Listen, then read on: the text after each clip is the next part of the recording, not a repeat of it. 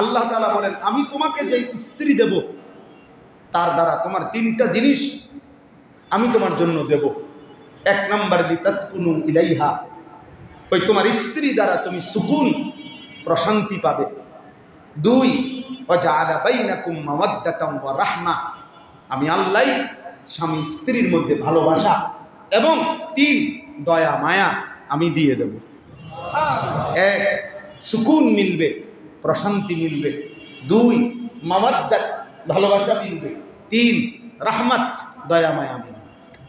আল্লাহ তাআলা বলেন তুমি আমার দেওয়া স্ত্রীর জন্য অপেক্ষা করো, আমি তোমার দিল শান্ত করে দেব, আমি তোমারে ভালোবাসা দিয়ে দেব, আমি তোমারে দয়া মায়াও দিয়ে দেব। কিন্তু তুমি নিজের থেকে এই অন্যায়, এই নিজের থেকে রিলেশন, এই হারাম সম্পর্ক, প্রিয় ভাই আমার, বন্ধু আমার, কোনোভাবে বিবেকবান হলে, আপনারা স্কুলে পড়েন, কলেজে পড়েন, ইউনিভার্সিটিতে পড়েন, দোস্ত আমার পড়েন, আমাদের কোনো, কিন্তু এই হারাম সম্পর্ক, হারাম এই রিলেশন, খোদার কসম, আল্লাহর কসম, বিবাহ বহির্ভূত ছেলে মেয়ের সম্পর্ক, সেটা শুধু ছেলে মেয়ের সম্পর্ক, এটা রিলেশন হইতে পারে না। ইংরেজি বললেই কোনো কিছু শুদ্ধ হয়ে যায় না, ইংরেজি বললেই ভদ্র হয়ে যায় না। ইংরেজি ভাষা ভদ্র ভাষা, পৃথিবীতে এই কথা কোনো সিদ্ধান্তের মধ্যে নাই, কোনো রেজুলেশনের মধ্যে নাই। আপনি বলেন না এটা কোথায় আছে? কথা বলেন না কেন? ইংরেজি একটি ভাষা, আরবি একটি ভাষা, উর্দু একটি ভাষা, বাংলা একটি ভাষা। ইংরেজি ভাষাকে শুদ্ধ ভাষা বলে। দুইটা শব্দ ইংরেজি পটপট করতে পারলে উনি ভদ্রলোক। এটা কিভাবে সিদ্ধান্ত হয়েছে? কোথায়? জাতিসংঘে? কোথায় এটা? কোথায় ফয়সালা হয়েছে? কোথায়? কথা বলেন না কেন? তাইলে আপনি এটাকে বললেন ওদের রিলেশন আমার, না, আল্লাহর কসম খোদা, নবীজি সাল্লাল্লাহু আলাইহি সাল্লাম বলছে স্বামী স্ত্রী এই বন্ধন ছাড়া নারী পুরুষের বাকি অবৈধ যত সম্পর্ক আছে, হারাম সম্পর্ক, নবীজি এটাকে বলছে জেনা, ব্যভিচার। এই জন্য আল্লাহ নবী বলছে চোখেরও জেনা হয়, হাতেরও জেনা হয়, কানেরও জেনা হয়, দিলেরও জেনা হয়, এরপরে লজ্জাস্থানেরও জেনা। তাহলে হাতেরটা যেটা এটাও জেনা, চোখেরটা যেটা এটাও জেনা, কথার যেটা এটাও জেনা, তারপরে পায়ের যেটা এটাও জেনা, লজ্জাস্থানের যেটা এটাও জেনা। তো নবীজি তো শুধু লজ্জাস্থান দ্বারা অপকর্ম করলে সেটাকে জেনা বলে, আর হাত দ্বারা ছুঁয়ে দিলে, মুখ দ্বারা কথা বললে, রাস্তায় পার্কে বিনোদন কেন্দ্রে অবকাশ যাপনে ঘন্টার পর ঘন্টা গপ মারলে এটা জেনা না, এটা রিলেশন। শুদ্ধ মারে? হ্যাঁ, শুদ্ধ মারেন? এটা রিলেশন না, এটা জেনা। বলেন এটা কি? এটা ব্যভিচার, এটা হাতের ব্যভিচার, ওইটা চোখের ব্যভিচার, ওইটা কানের ব্যভিচার, ওইটা দিলের ব্যভিচার, ওইটা পায়ের ব্যভিচার, এটা লজ্জাস্থানের ব্যভিচার। সব জেনা। জিনাল আইন, জিনাল লিসান, জিনাল কলব, জিনাল ইয়াদ, জিনাল রিজল, জিনাল ফরজ, লজ্জাস্থানের। এক সবগুলো হাদিসের শব্দ, আমি বানায় আরবি বলি নাই, হাদিসের শব্দ। অতএব নারী পুরুষের অবৈধ যত সম্পর্ক, এরা কখনোই, ওরা এই প্রেম, ভালোবাসা, মহব্বত, প্রেম, আল্লাহর কসম, স্বামী স্ত্রীর বিবাহ বহির্ভূত অন্য সম্পর্ককে প্রেম বলা যাবে না, জেনা বলতে হবে। জেনা, এটা ব্যভিচার, এটা জেনা। আপনি যদি বলেন বর্তমান আধুনিকতার সাথে এটা মানানসই না, তা আমনের আধুনিকতা আমনে মানান, আমি এটা মানি। আমার আরশে আজিমের মালিক যেটা বলছে, আমার আল্লাহর বন্ধু আমার রাসূল সাল্লাল্লাহু আলাইহি সাল্লাম যেটা বলছে, এটাই চির আধুনিক, এটাই সত্য, এটাই বাস্তব, এটাই যৌক্তিক, এটাই মানবতার সপক্ষে, এটাই একমাত্র কামিয়াবি, এর মধ্যেই সফলতা, এর মধ্যেই সফলতা। নারীকে ইজ্জত দিতে গিয়ে, নারীর অধিকার প্রতিষ্ঠিত করতে গিয়ে, নারীর জেনাকে, নারীর ব্যভিচারকে ভদ্রচিত স্বীকৃতি দেওয়ার জন্য উঠে পড়ে লাগছে যারা, এরা নারী নামের কলঙ্ক ছাড়া আর কিচ্ছু হইতে পারে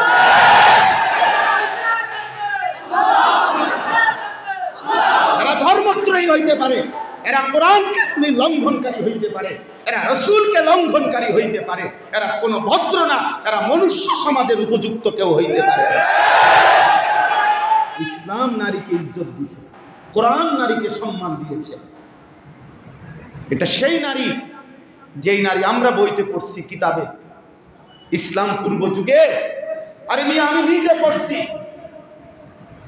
ইসলাম পূর্ব যুগে পৃথিবীতে একটা মতবাদ ছিল। এই মতবাদের স্লোগান ছিল, 3 জিনিসে সবার সমান অধিকার। 3 জিনিসে কেউ কাউরে ধরে রাখার কোনো অধিকার নেই, সবার ব্যবহার করার সমান অধিকার। বিশ্বাস করেন, এটা ঐতিহাসিক আরবি কিতাবে আমরা পড়ছি। 1, আগুন, আগুনে সবার সমান অধিকার, আগুন যেখানেই থাকুক সবার। 2, পানি, সবার সমান অধিকার। খোদার কসম, কিতাবে লেখা আছে 3য় জিনিসটা হলো নারী। বুঝেন না? নারী নারী নারী সবার অধিকার, অর্থাৎ সে নির্দিষ্ট কারো কিছু না, যেখানে যে পাবে সেই তাকে ব্যবহার করবে, এই হলো তার জীবন। তাহলে যেই সমাজ নারীকে এতটা নিকৃষ্ট অবস্থায় নামায় দিছিল, নারীকে রাস্তার পণ্য, উপভোগের পণ্য বানায় দিছিল, সেখান থেকে ইসলাম, সেখান থেকে কোরআন, সেখান থেকে আমার রাসূল সাল্লাল্লাহু আলাইহি সাল্লাম ইজ্জত দিতে দিতে, সম্মান দিতে দিতে এতটা উচ্চ মর্যাদায় দিছে। শেষ পর্যন্ত নারীকে কোথায় দিয়েছে জানেন? নারীকে আল্লাহ রাসূল কোথায় নিয়ে গেছে? আমার পরিষ্কার বক্তব্য, আমরা সবাই বুঝবেন এটা। নারীকে আল্লাহ নবী সাল্লাল্লাহু আলাইহি সাল্লাম ইজ্জতের চূড়ায় নিতে গিয়ে জান্নাতের উপরে তুলে দিয়েছে। যদি জান্নাত মায়ের পায়ের নিচে হয় তো মা কোথায়? আমার কথা বলেন, বুঝছেন না? সহজই শব্দ। জান্নাত যদি মার পায়ের নিচে হয় তো মা কোন? মা উপরে না?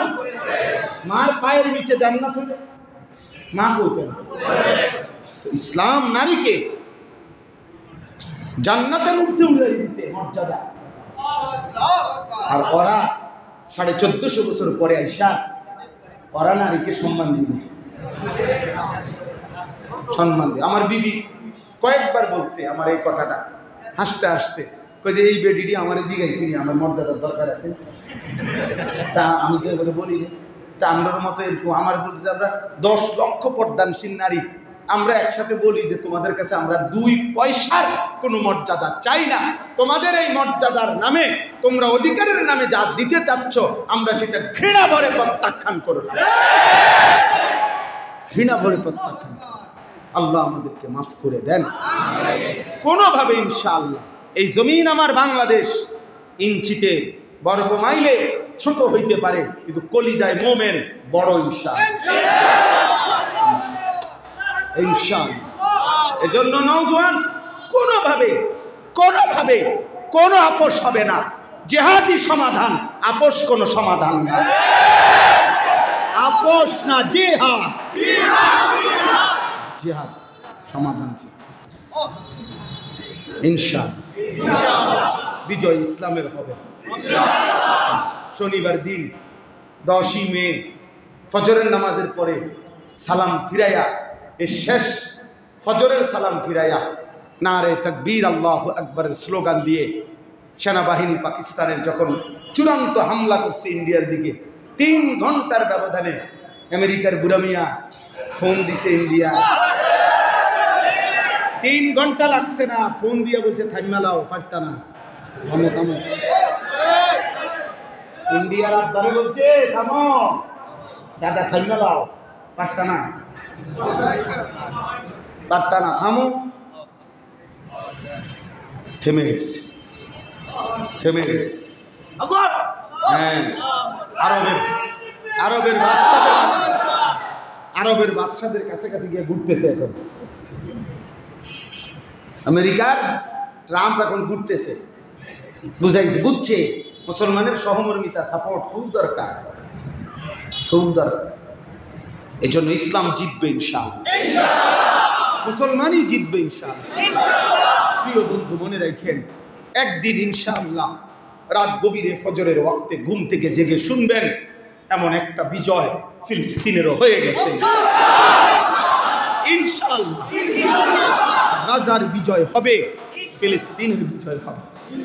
এত রক্ত, এত চোখের পানি, এত মায়ের আহাজারি, এত এতিম সন্তানের আহাজারি বৃথা যাবে না ইনশাআল্লাহ।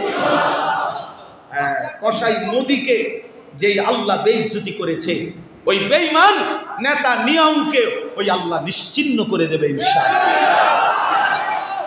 আল্লাহ আমাদেরকে হিম্মত দান করেন, আল্লাহ আমাদেরকে হিম্মত দান করেন।